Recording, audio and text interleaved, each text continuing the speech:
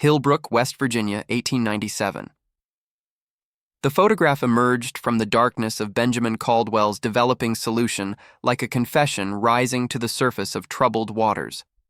The county photographer had captured dozens of family portraits that autumn, but this one, this single silver plate, made his hands tremble as he lifted it from the chemical bath. The image showed Eleanor Blackwood seated in her parlor chair, arms wrapped protectively around her 7-year-old daughter, Margaret. The room's details were crisp: the coal stove, the patterned wallpaper, the small collection of books on the shelf. But it was the ornate silver mirror hanging on the wall behind them that caused Benjamin to drop the plate, nearly shattering 3 weeks of commissioned work. In the photograph, Eleanor embraced her daughter with maternal tenderness, both facing the camera. But in the mirror's reflection, only Eleanor appeared, her back to the glass, arms still positioned as if holding a child who was not there. The following morning, Benjamin rode his horse through 12 miles of mountain roads to return to the Blackwood home, the photograph sealed in an envelope inside his leather satchel. His journey traced the steep ridges of Hawksbill Mountain, passing coal camps where men emerged from the earth with blackened lungs and pockets full of company scrip. The Blackwood property stood apart from these scenes of industrial suffering, a white clapboard house surrounded by apple trees and bordered by a stream that still ran clear despite the mining upstream. As Benjamin approached, he noticed Eleanor in the garden, picking late-season beans while Margaret played with a cloth doll near the porch steps. They looked like any mother and daughter, connected by blood and affection, sharing the same pale complexion and dark hair that marked the mountain families who had settled these hollows 4 generations earlier. "Mrs. Blackwood," Benjamin called as he dismounted, "I've come about the portrait." Eleanor straightened, wiping her hands on her apron. "Is it finished so soon? I wasn't expecting you until next week." "There's something." Benjamin hesitated, glancing at Margaret. "Something I need to discuss with you about the image." Eleanor's expression changed, subtle but immediate, the narrowing of eyes, a tightening around the mouth. "Margaret, go inside and help Sarah with the bread." The girl obeyed without question, disappearing into the house. Benjamin removed the photograph from his satchel with careful fingers. "What is this?" Eleanor asked, though her tone suggested she already knew. "I've been developing photographs for 15 years, Mrs. Blackwood. I've never seen anything like this." He handed her the image. "The mirror shows you alone, though your daughter sits with you." Eleanor stared at the photograph, her face betraying no emotion. After a long moment, she returned it to him. "It's a flaw in your chemicals, Mr. Caldwell, nothing more. I checked my solutions. I developed 12 other portraits the same day with the same materials. Only yours shows this discrepancy." Eleanor's gaze drifted toward the house. "What are you suggesting, Mr. Caldwell?" "I'm not suggesting anything, ma'am. I'm asking if you can explain it." "I cannot," she said firmly. "And I would appreciate if you would destroy this plate and take another portrait, one that doesn't contain such an unfortunate error." Before Benjamin could respond, Margaret appeared in the doorway. Eleanor immediately called to her daughter, her voice unnaturally bright. "Come, darling. Mr. Caldwell will be taking another picture of us soon." As Margaret approached, Benjamin noticed something he had overlooked during the portrait session. The child's footsteps made no sound on the wooden porch boards. 3 days later, Benjamin Caldwell was found dead in his photography studio, his body slumped over the developing trays. The coroner determined he had succumbed to chemical fumes, a common hazard of the photographic trade. The Blackwood portrait was never found among his completed works, though witnesses recalled seeing it in his studio just days before his death. The incident might have remained nothing more than local gossip had Dr. Thomas Reynolds not arrived in Hillbrook the following spring. A physician from Baltimore with an interest in the new science of psychology, Reynolds had come to document the health conditions of Appalachian communities. His formal education and urban manners initially made the mountain families wary, but his willingness to treat ailments without payment eventually earned their grudging trust. Check if you're already subscribed to this channel. You won't want to miss our upcoming episodes that reveal forgotten American histories, where truth is more disturbing than fiction. Dr. Reynolds first encountered Eleanor Blackwood in April of 1898, when she brought Margaret to his makeshift clinic for a persistent cough. He noted the child's unusual pallor and the dark circles beneath her eyes, but what caught his medical attention was the temperature of her skin, cool to the touch despite the fever Eleanor claimed had kept the girl awake for 3 nights. "She's always been delicate," Eleanor explained, her hand resting possessively on Margaret's shoulder. "Since birth." Reynolds prescribed a syrup of wild cherry bark and asked to see the child again in 1 week. In his medical journal that evening, he wrote, "Child presents symptoms inconsistent with maternal account. No fever detected. Lung sounds clear. Most peculiar is mother's insistence on symptoms I cannot verify. Query. Munchausen by proxy. References needed." The doctor's curiosity deepened when Margaret failed to appear for her follow-up appointment. Eleanor came alone, explaining that her daughter had improved dramatically, but was now helping with chores at home. "I was hoping to examine her once more," Reynolds said. "That won't be necessary," Eleanor replied, her voice soft but firm. "Your medicine worked wonders, doctor." Reynolds might have left matters there had he not encountered Sarah Collins, the Blackwood family's housekeeper, at the general store 3 days later. The old woman was purchasing kerosene and flour when Reynolds approached her. "I'm pleased to hear Margaret has recovered so quickly," he said. Sarah's wrinkled face registered confusion. "Margaret? Recovered from what?" "Her cough. Mrs. Blackwood brought her to me last week." The old woman's expression shifted from confusion to something like fear. She glanced around the store, then leaned closer to Reynolds. "Doctor, you seem like a decent man. I suggest you ask in town about the Blackwood child before you involve yourself further." That same afternoon, Reynolds visited Hillbrook's small courthouse where county records were kept in leather-bound volumes dating back to the area's settlement. The clerk, a balding man named Wilson, seemed surprised by his interest in the Blackwood family. "Research," Reynolds explained vaguely. "I'm documenting genealogical patterns in the region." Wilson retrieved the birth and death registers, setting them on the wooden table with a cloud of dust. "The Blackwoods go back to the first settlements, came over from Scotland before the Revolution." Reynolds thanked him and began his search, starting with recent birth records. He found the entry easily. Margaret Ann Blackwood, born to Eleanor and James Blackwood, May 12, 1890. He continued to the death records, working his way forward from 1890. The entry struck him like a physical blow. Margaret Ann Blackwood died September 3, 1890. Cause, fever. Age, 4 months.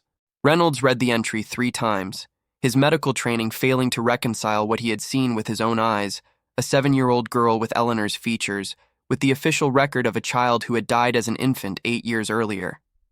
That night, unable to sleep, Reynolds wrote in his journal, "Either the county records are incorrect, or Mrs. Blackwood is presenting a different child as her deceased daughter. Or there is another explanation I cannot yet comprehend." The following day, he sought out Benjamin Caldwell's widow, Mary, who still lived above the photography studio her husband had operated.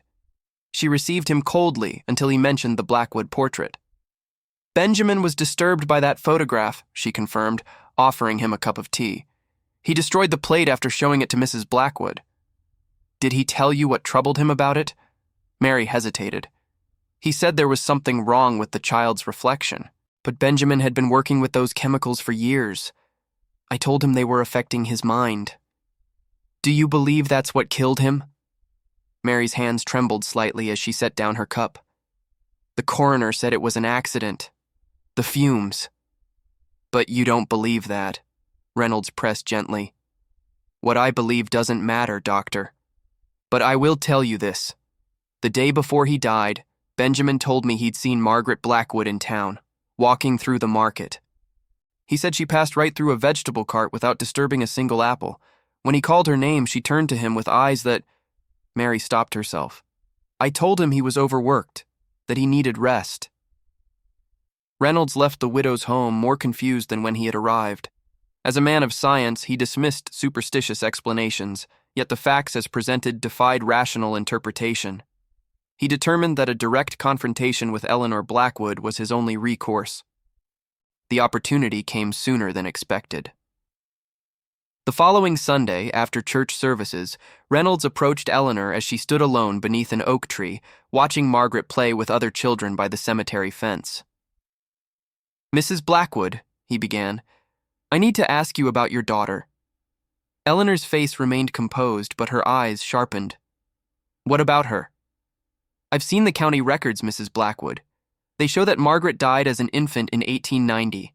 For several seconds, Eleanor said nothing. The distant sound of children's laughter seemed to grow fainter. "You've been misinformed," she finally said. "Clearly there's an error in the records." "I don't believe there is." Reynolds kept his voice gentle. "Mrs. Blackwood, Eleanor, I'm a doctor.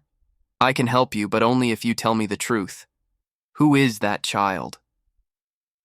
Eleanor's gaze drifted to where Margaret played. "That is my daughter. The records say—" "The records are wrong!" Eleanor's voice cracked, drawing glances from nearby parishioners. She lowered her voice to a whisper. "That is my daughter, my Margaret. She has always been my daughter, and she will always be my daughter." Before Reynolds could respond, Eleanor called to Margaret. The girl immediately stopped playing and walked toward them, her steps light, almost floating across the churchyard grass. "We're leaving, Doctor," Eleanor said. "I would appreciate if you would respect our privacy from now on." As they walked away, Reynolds noticed something that sent a chill through his scientific mind. The midday sun cast Eleanor's shadow long across the ground, but where Margaret walked beside her, holding her hand, the grass remained unshaded. In the weeks that followed, Dr. Reynolds found himself torn between professional curiosity and growing unease. His rational mind insisted there must be a logical explanation for what he had observed, yet each inquiry seemed to lead him further from scientific understanding and deeper into the shadow-filled hollers of Appalachian secrets. He began interviewing Hillbrook residents about the Blackwood family, carefully framing his questions as general interest in local history. Most people were reluctant to discuss them directly, offering only fragments of information between nervous glances and changed subjects. From these disjointed conversations, Reynolds constructed a timeline. James Blackwood had died in a mining accident 3 months before Margaret's birth in 1890. The infant Margaret had indeed succumbed to fever that same year, sending Eleanor into a period of grief so profound that neighbors feared for her sanity. Then, approximately 1 year later, Eleanor had reappeared in town with a child she called Margaret, claiming the death had been a terrible mistake. A different Blackwood child had died, a cousin with the same name. "But there wasn't any cousin," whispered Abigail Porter, the midwife who had delivered Margaret and later prepared her tiny body for burial. "I wrapped that baby myself, laid her in the coffin with the blanket Eleanor had embroidered before her birth." "Then who is the child living with Eleanor now?" Reynolds asked. Abigail's weathered face creased with distress. "I don't speak on such matters, Doctor. There are things in these mountains older than your science. Some questions are better left unasked." Reynolds found similar resistance from other townspeople. Even those who admitted to noticing strange things about Margaret, her unnatural quietness, the way animals shied from her presence, how she never seemed to grow or change, refused to speculate openly about her true nature. Only Joseph Harmon, the elderly gravedigger who had buried 3 generations of Hillbrook residents, spoke without fear. Reynolds found him tending the cemetery one evening, his gnarled hands pulling weeds from between the stones. "I dug the hole for the Blackwood baby," Harmon said when Reynolds broached the subject. 2 feet long that coffin was, smallest one the carpenter ever made. "Yet Eleanor claims that child is still alive." Harmon nodded slowly. "Some say grief broke her mind. Others say she found something in the old books her grandmother brought from the old country." He pointed with a dirt-stained finger to a small grave marker, partially hidden by tall grass. "But I know what I buried, and I know the ground has remained undisturbed since." Reynolds approached the stone and brushed away the grass. The inscription read simply, "Margaret Ann Blackwood, May 12th, Sept. 3, 1890, Our Angel." "What do you believe, Mr. Harmon?" Reynolds asked, straightening. The old man squinted toward the setting sun. "I believe some empty places are meant to stay empty, Doctor, and I believe Eleanor Blackwood couldn't accept that truth.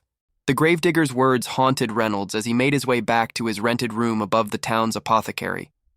He had come to Hillbrook to document Appalachian medical practices, not to investigate what increasingly seemed like a case of profound delusion, or something his medical training had not prepared him to understand.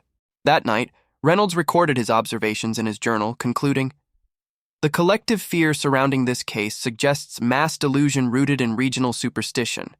Yet, I cannot dismiss the physical anomalies I have observed in the child.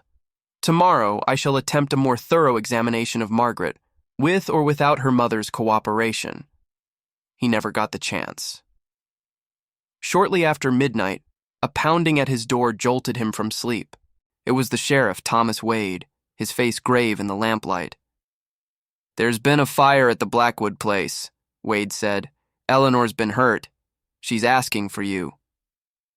They rode through the darkness, the moon casting long shadows across the mountain road. As they approached the property, Reynolds saw flames still licking at one side of the house, though neighbors had formed a bucket brigade from the stream to douse the worst of it. Eleanor lay on a blanket in the yard, her nightgown singed and her face blackened with smoke. A deep cut across her forehead bled freely. Reynolds knelt beside her and began cleaning the wound. "Margaret," she gasped, clutching his wrist with surprising strength. "Where is Margaret?" "I haven't seen her," Reynolds replied, looking around at the gathered neighbors. No one met his eye. "She was in her room," Eleanor said, trying to rise. "The fire started there. I have to find her." Reynolds gently but firmly held her down. "You're injured, Mrs. Blackwood. Let me treat you first, then we'll look for Margaret." But Eleanor would not be calmed. "You don't understand," she whispered, her voice breaking. "She can't be seen like this. Not in the light. Not by everyone." Before Reynolds could question her meaning, a child's scream cut through the night, high and piercing, yet somehow hollow, like wind through a cavern. It came from inside the still smoldering house. "Margaret!" Eleanor cried, breaking free from Reynolds and staggering toward the door. The doctor rushed after her, catching her just as she reached the porch. "It's not safe," he insisted. "You don't understand," Eleanor repeated, her eyes wild with fear. "She needs me. She's only real when I'm with her. She's only Margaret when I see her." "I want you to think about something right now. If you felt alone, isolated by grief, seeing things that aren't there, tell me now. Let me help you." Reynolds held her firmly, speaking as he would to any patient in the grip of delusion, but Eleanor's next words froze his blood. "I didn't imagine her, doctor. I made her."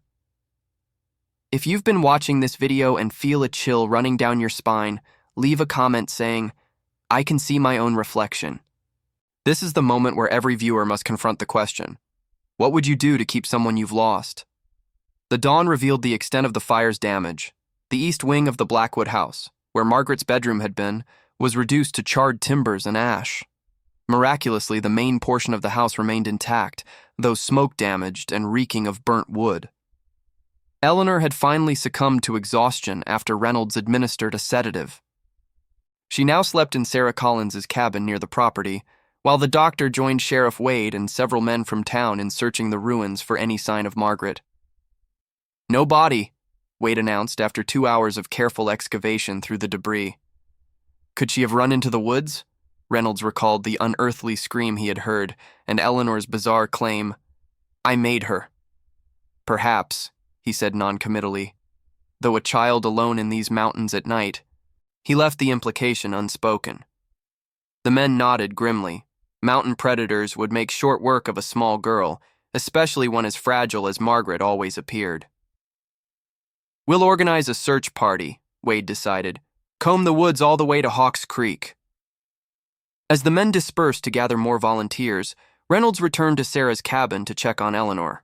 He found the old housekeeper sitting beside the bed where his patient slept, her gnarled fingers working a string of wooden beads that resembled a rosary, though the symbols carved into each bead were unlike any Christian iconography Reynolds recognized.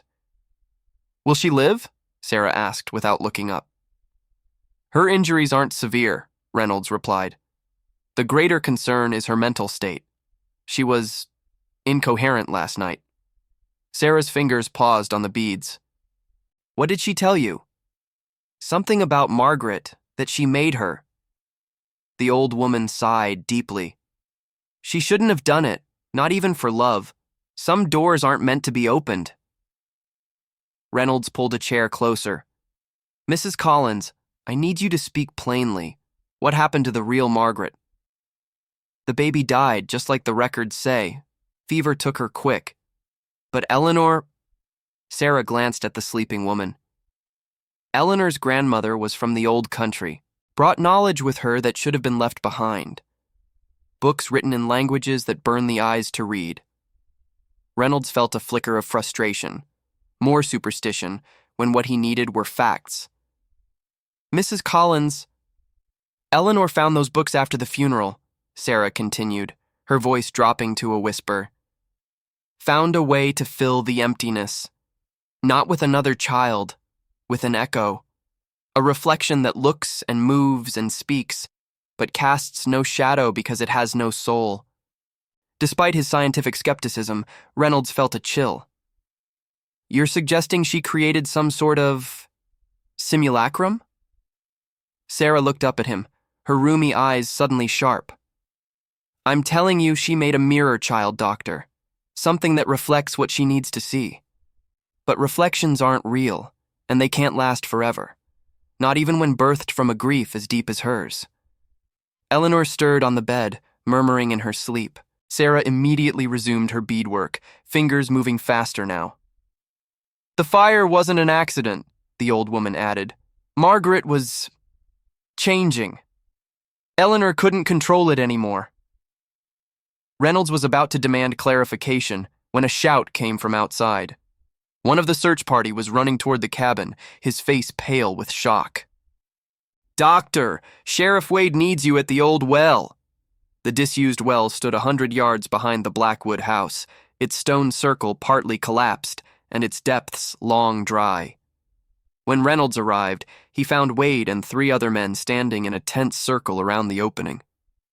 We were checking out buildings, Wade explained, his voice unsteady. Heard something down there, like humming. Reynolds peered over the crumbling stone edge.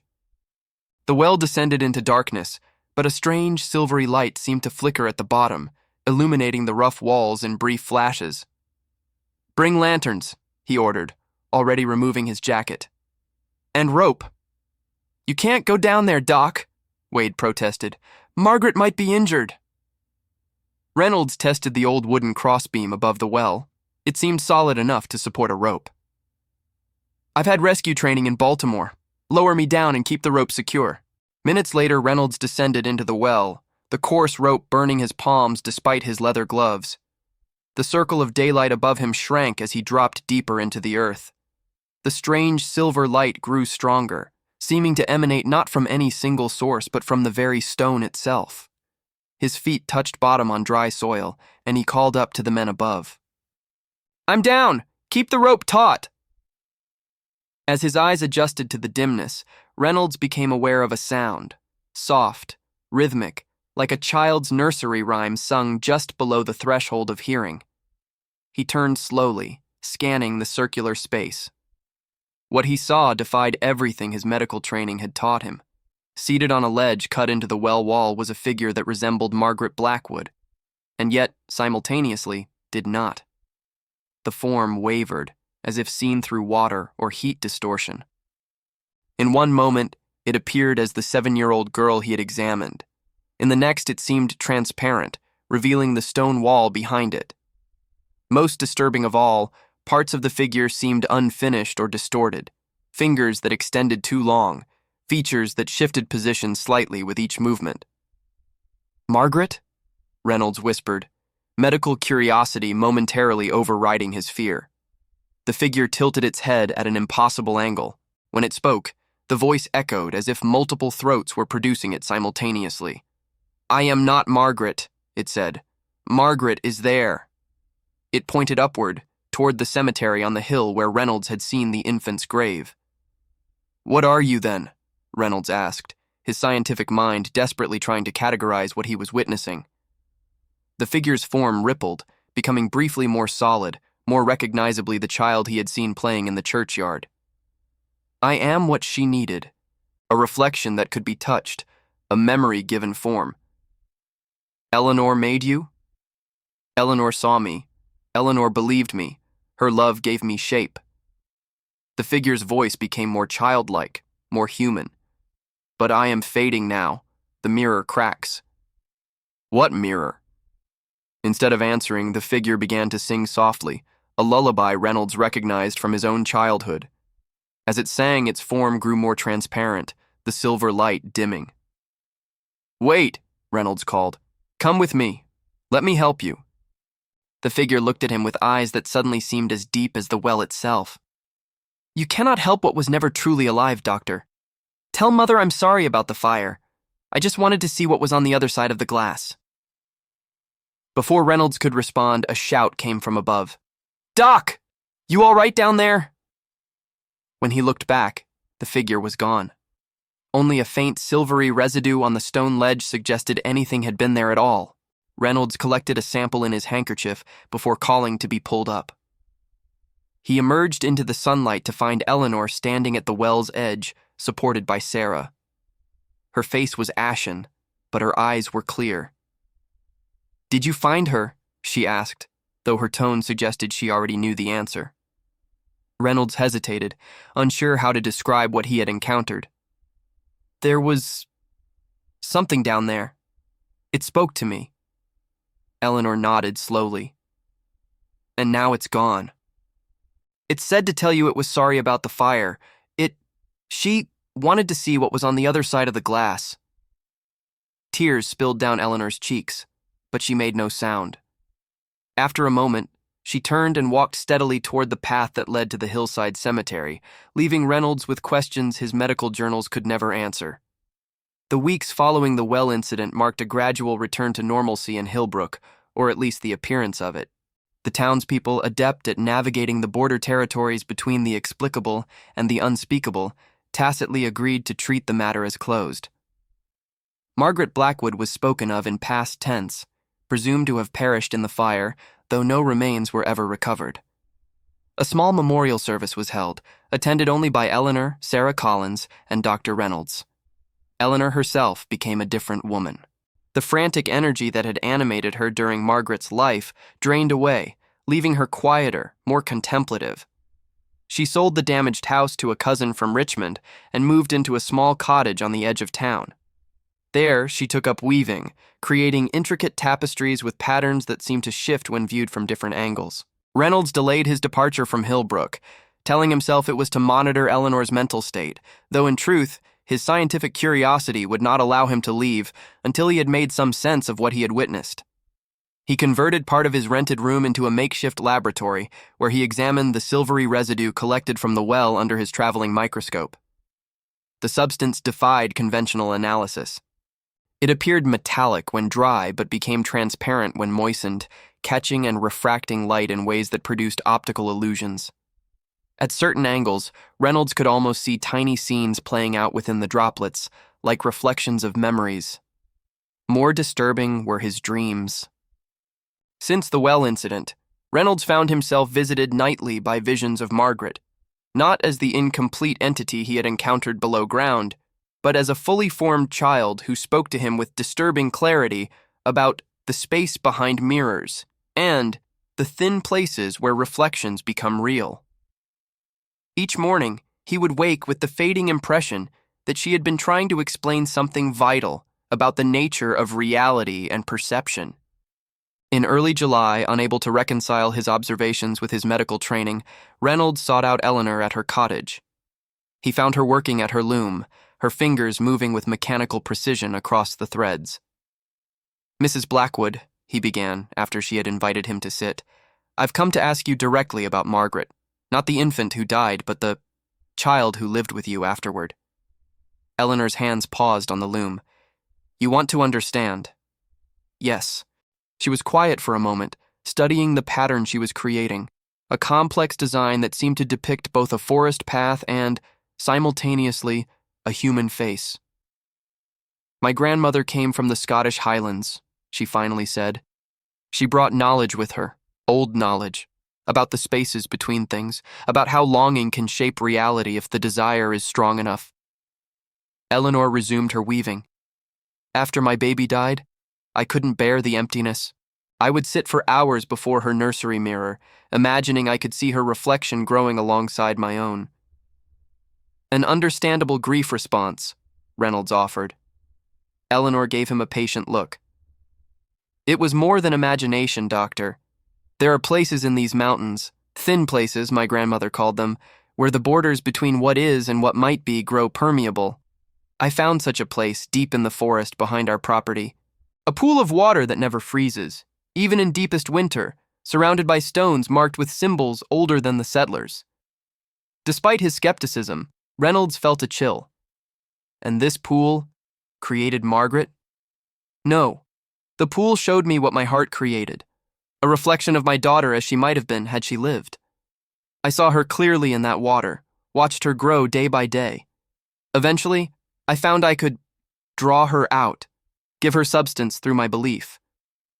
Eleanor's voice remained steady, as if she were describing nothing more remarkable than a cooking technique. Grandmother's books explained the process. It required sacrifice, blood and memory, and pieces of myself I'll never recover. But that's impossible? Perhaps in Baltimore. Eleanor's fingers moved faster now, the pattern growing more complex. But the old laws still operate in certain places, Doctor. Reality is more malleable than your science suggests, especially when shaped by grief and love. Reynolds leaned forward. If what you're saying is true, then Margaret was some kind of projection? A physical manifestation of your desire? She was my daughter, Eleanor corrected firmly. Born of my body once and of my will a second time. She lived and breathed and grew, not as other children do, perhaps, but she was real to me, real to herself, in time. But the photograph, the mirror showed no reflection. Eleanor nodded. That was my mistake. I never considered that a reflection of a reflection might reveal the truth. Mirrors show what truly is, Doctor. They cannot be deceived, even when human eyes can. And the fire? What happened that night? A shadow passed over Eleanor's face. Margaret was changing, becoming aware of her nature. She began asking questions I couldn't answer, about why she couldn't see herself in mirrors, why the birds fell silent when she approached. She set down her shuttle. That night, I found her in her room, staring at her reflection, or rather, the absence of it, in her vanity mirror. She had broken the glass with her hairbrush, and with each crack, parts of her were unraveling, becoming something else. What do you mean, something else? Something neither human nor reflection. Something in between. Eleanor's eyes grew distant. She was frightened. The candle fell. The curtains caught fire so quickly. I tried to reach her, but the heat... She touched the healing burn on her forehead. Reynolds sat back, struggling to process her account.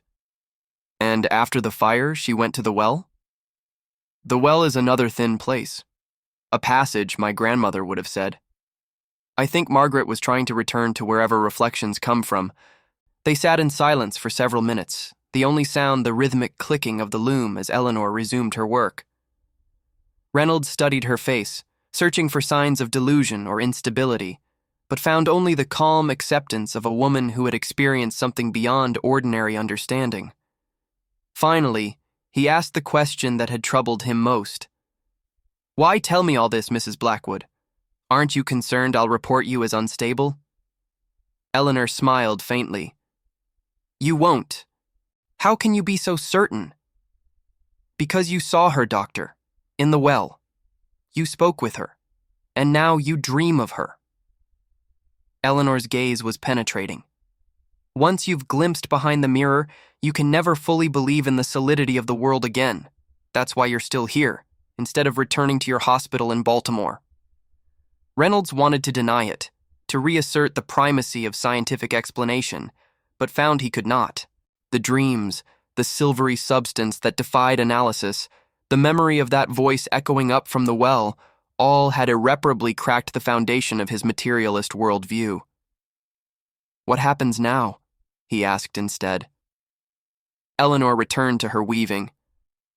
"Life continues, Doctor. Grief transforms. And the thin places remain, for those who know how to find them." As Reynolds rose to leave, he noticed something on Eleanor's mantelpiece he hadn't observed before. A small mirror in a silver frame, its glass surface turned to face the wall. Autumn came early to the Appalachians that year, painting the mountainsides with crimson and gold by mid-September. Dr. Reynolds, having exhausted both his research grant and the patience of his Baltimore colleagues, made preparations to return east.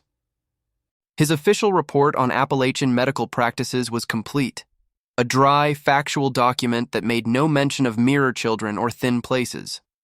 The true account of his experiences in Hillbrook remained confined to his private journal, written in a cipher of his own devising. The evening before his departure, he visited Eleanor Blackwood one final time. Her cottage stood silent under a waning moon, chimney smoke rising straight upward in the still mountain air. She received him without surprise, as if she had been expecting his visit. "I'm leaving tomorrow," he told her, accepting the cup of tea she offered. "I wanted to say goodbye, and to ask how you are faring." Eleanor looked better than he had seen her since the fire. Her face had regained some color, and her movements were more purposeful than they had been during the hollow days that followed Margaret's disappearance. "I am well enough," she said simply. "And your research? Have you found satisfactory explanations for all you've witnessed in our mountains?" Reynolds smiled ruefully. "Hardly, but I've learned that some questions lead only to deeper questions, and some mysteries resist classification. A valuable lesson for a man of science." They sat in comfortable silence for a while, sipping tea and listening to the night sounds filtering through the open window. Crickets, the distant hoot of an owl, the rustle of leaves. "Have you continued your experiments with the substance from the well?" Eleanor asked eventually. Reynolds set down his cup. "You know about that? Sarah told me you collected something.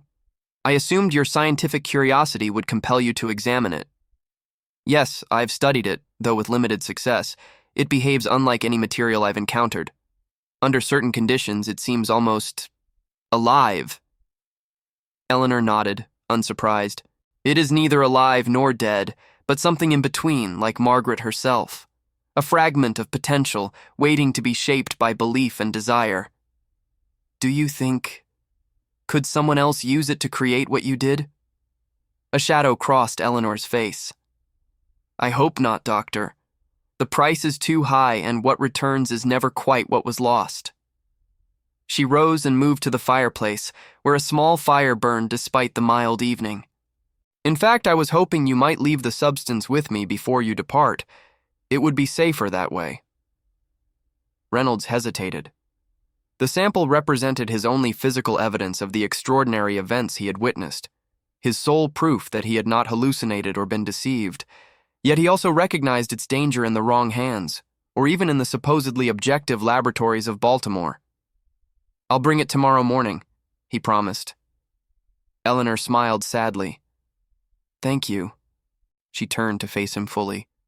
"And what will you tell your colleagues when you return? About Margaret? About what you saw in the well?" "Nothing," Reynolds admitted. "They wouldn't understand. They'd demand evidence, rational explanations. Yet you're a man of science yourself. How have you reconciled what you've experienced with your training?" Reynolds considered this carefully. "I've come to believe that science has limitations, that certain aspects of human experience exist in the spaces between our categories and measurements. My training taught me to observe and record, not to dismiss what doesn't fit prevailing theories." Eleanor seemed satisfied with this answer. As Reynolds prepared to leave, she pressed something into his hand, a small, tightly woven square of fabric from her loom. The pattern seemed to shift as he examined it, sometimes appearing as a labyrinth of intersecting lines, sometimes as a child's face seen from different angles. "A reminder," she said, "that reality has many layers, and truth is often found in the spaces between what we think we know. The following morning, Reynolds kept his promise, delivering the sealed vial of silvery residue to Eleanor. She accepted it without comment, immediately placing it in a small wooden box marked with symbols similar to those on Sarah Collins's strange rosary. Their farewell was brief, neither wanting to prolong the moment with unnecessary words. As Reynolds mounted his horse for the journey to the train station in Wheeling, Eleanor called after him. "Doctor, one last question. Do you think she was real? My Margaret?" Reynolds considered carefully before answering. "I think she was real to you, Mrs. Blackwood. And in the end, perhaps that's all that matters." Eleanor nodded, seeming to accept this ambiguous comfort. "Safe travels, Doctor. And if you ever find yourself doubting what you experienced here, look closely in your mirror. Sometimes, just sometimes, you might glimpse her watching you from the other side." With those unsettling words, she turned and entered her cottage, closing the door firmly behind her. Reynolds departed Hillbrook that day and never returned. His medical career in Baltimore flourished, his research on Appalachian health conditions earning him considerable praise within academic circles. Yet he never married, never had children, and maintained a curious habit that puzzled his colleagues and housekeepers. Every mirror in his home remained covered with cloth when not in use. In 1923, following Reynolds's death from pneumonia at the age of 62, the executor of his estate discovered a sealed box among his possessions. Inside was a journal written in an unbreakable cipher, a small square of strangely woven fabric, and a photograph of a woman and child seated before a mirror, the glass reflecting only the woman's image. The photograph bore no identification, but the executor noted that it was among the few items Reynolds had specifically requested be buried with him. Eleanor Blackwood lived another 30 years after Reynolds's departure, becoming known in Hillbrook as both a skilled weaver and something of a wise woman, consulted for ailments resistant to conventional treatment. She never remarried or had other children. When she died peacefully in her sleep in 1929, neighbors preparing her body noted a peculiar detail. Every mirror in her cottage had been positioned to face the wall. The Blackwood property, long since recovered from the fire, passed through several owners in the decades that followed. In 1972, during renovations to the old well, workers discovered a small skeleton at the bottom, estimated to be that of a child approximately 7 years old. No record existed of any child going missing in the area during the relevant time period, and the remains were eventually interred in the Hillbrook Cemetery, coincidentally, just a few feet from the grave of infant Margaret Ann Blackwood. Local legend holds that on certain nights when the moon is new and the mountain air perfectly still, a child's laughter can be heard echoing from the old well. Those who claim to have heard it describe an unsettling quality to the sound, as if it's coming not from the well itself, but from somewhere behind it, from some space that exists just beyond the boundaries of our familiar world. If you've watched this far, it's because you like this story. Leave a comment saying, "I've watched this far," so I can get to know you and see who really enjoys the stories here on the channel. Don't forget to like this video and share it with someone who appreciates stories that explore the thin places between what we know and what we fear to understand. And if you're not already subscribed, do it now, because the darkest corners of American history are still waiting to be illuminated in our next episode.